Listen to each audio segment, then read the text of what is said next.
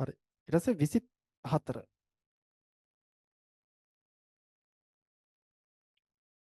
24 හරස්කඩ වර්ගඵලයේ ඒකාකාර සන්නායක කම්බියක් එහි දිග මුල් දිග මෙන් සිව් ගුණයක් වන තෙක් අදින ලදී.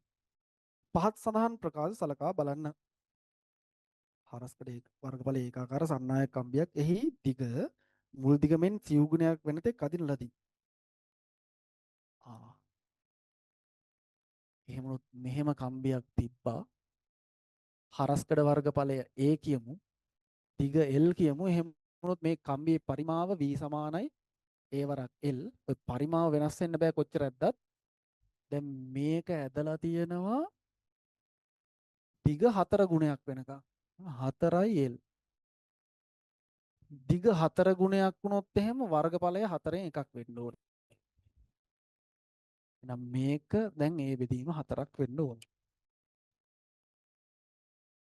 හරි. නව කම්බියේ ප්‍රතිරෝධයේ මුල් කම්බියේ ප්‍රතිරෝධයෙන් මෙන් සිව් ගුණයකි. බලමු. ප්‍රතිරෝධය මට ලියන්න පුළුවන් R සමානයි rho L බෙදීම A. නෑ නේද? මේක 4 ගුණයක් වෙලා මේක 4න් එක ගුණයක් වුණාම සම්පූර්ණයෙන් ඒ 4ත් උඩට ගිහිල්ලා ඔක්කොම 16 ගුණයක් නෙවෙන්නේ. ප්‍රතිරෝධය 16 ගුණයක් වෙලා තියෙනවා. ඒතර 4 ගුණයක් කියන එක වැරදි.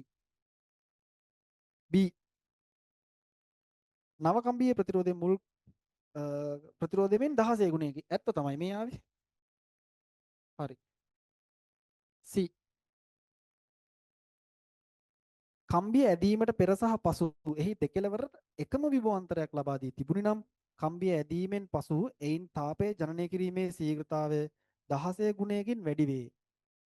කම්බිය ඇදීමට පෙර සහ පසු දෙකලවරට එකම විභවාන්තරයක් ලබා දුන්නලු. මේ වෙලාවෙත් V මේ වෙලාවෙත් විභවාන්තරය V කම්බිය දෙකලවර. තාපයේ ජනනය වන ශීඝ්‍රතාව මට ලියන්න පුළුවන් P සමානයි V වර්ගයේ බෙදීම R. එකම විභවාන්තරය නිසා V නියතයි. හරිද? ප්‍රතිරෝධය 16 ගුණයක් වෙලා එහෙමොත් හරය 16න් ගුණ කරා කියලා කියන්නේ සම්පූර්ණ භාග සංඛ්‍යාව 16න් බෙදුවා වගේ. එහෙනම් සමාන ලකුණෙන් දකුණු අත පැත්ත 16න් බෙදලා තියෙන්නේ. එහෙනම් මේ පැත්තත් 16න් බෙදෙන්නයි ඕනේ. ඒකට 16න් ගුණ වෙන්න ඕනේ. 16 ගුණයකින් වැඩි වෙන්නේ නෙමෙයි අඩුයි වෙන්න ඕනේ. එහෙනම් ඒකත් වැරදි. B පමණයි දෙවෙනි උත්තරේ.